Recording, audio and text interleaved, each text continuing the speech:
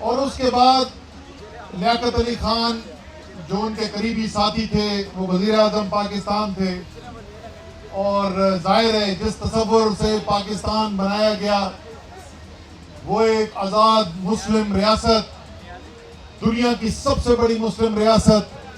اور ایک ایسی ریاست جس کے اندر مسلمان اپنے لیے وہ نظام بنائیں گے جو اللہ تعالیٰ کے احکامات کے مطابق ہو، مسلمانوں کی، ملک میں رہنے والوں کی بہتری کے لیے ہو، اور جس کے فیصلے اللہ تعالیٰ کی ہدایت کے مطابق اس ملک کے عوام لیں۔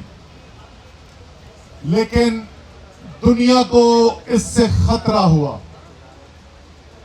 خطرہ یہ ہوا کہ اس وقت جو طاقتیں دنیا کے اوپر چھائی ہوئی تھیں، ان کو یہ ڈر لگا کہ اگر ساری دنیا کے مسلمانوں نے ایسا سوچنا شروع کر دیا تو یہ جو پورا نظام بنا ہوا ہے، یہ تو پورا نظام ہی درہم برہم ہو جائے گا۔ آج 1 ارب سے زیادہ مسلمان اس دنیا کے اندر رہتے ہیں۔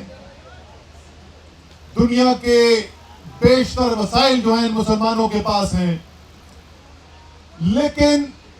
حقیقی طور پر آپ کو یہ آزاد نہیں نظر آتے ہیں۔ ان مسلمانوں کے فیصلے دوسری طاقتیں کرتی ہیں، اور اس لیے جب پہلے وزیر اعظم لیاقت علی خان نے یہ فیصلہ کیا کہ ہماری ایک آزاد خارجہ پالیسی ہوگی، ہم غیروں کی جنگ کے اندر شرکت نہیں کریں گے، نہ ہم امریکہ کے کیمپ میں جائیں گے، نہ ہم روس کے کیمپ میں جائیں گے، ہم ایک آزاد خارجہ پالیسی رکھیں گے، تو نتیجہ یہ نکلا کہ ان کے پہلے روس کے دورہ کرنے سے چند ہفتے پہلے لیاقت علی خان کو یہیں پنڈی میں شہید کر دیا گیا، جو لیاقت باغ کے نام سے مشہور ہے جگہ۔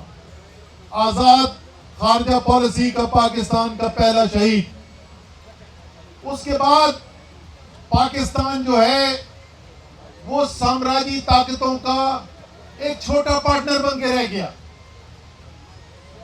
کبھی امداد مل جاتی تھی، کبھی نہیں ملتی تھی، کبھی امداد زیادہ مل جاتی تھی، کبھی کم ملتی تھی، لیکن نوجوانوں، کوئی دنیا میں خیرات کی بنیاد کے اوپر ایک کامیاب انسان بن سکتا ہے؟ تو اگر ایک انسان خیرات کی بنیاد کے اوپر کامیاب انسان نہیں بن سکتا ہے تو ایک پوری قوم غیر ملکی امداد سے کیسے کامیاب ہو سکتی ہے؟ ہم نے فیصلے کیے، ایک نہیں، ایک کے بعد دوسرے کے بعد تیسرے فیصلے کرتے چلے گئے، جس سے ہم غیروں کی جنگ کے اندر دھکیل دیے گئے،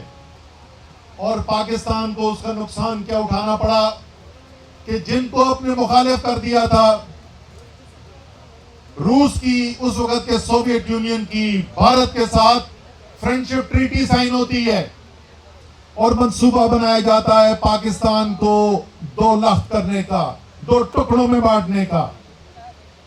اس پہ کام شروع ہوتا ہے۔ جس وقت بھارت سوویت یونین کی مدد سے پاکستان پر حملہ کرتا ہے تو امریکہ مدد کے لیے نہیں آتا۔ جس غیر کی آپ جنگ لڑ رہے تھے وہ آپ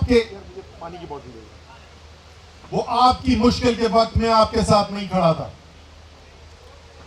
اس کے بعد ہم یہی غلطی بار بار دہراتے رہے۔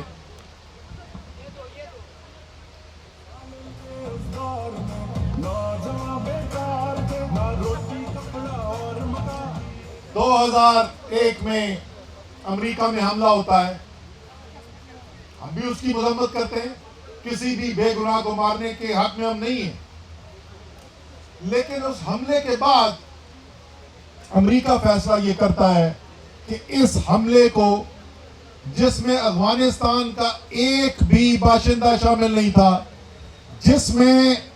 پاکستان کا ایک بھی باشندہ شامل نہیں تھا، اس کا بدلہ افغانستان سے لینا ہے اور افغانستان پہ حملہ کر کے ہم نے افغانستان کے اوپر قبضہ کرنا ہے، اور پاکستان کو یہ دھمکی دینی ہے کہ تم بھی ہمارے ساتھ مل کر یہ جنگ لڑو گے، ورنہ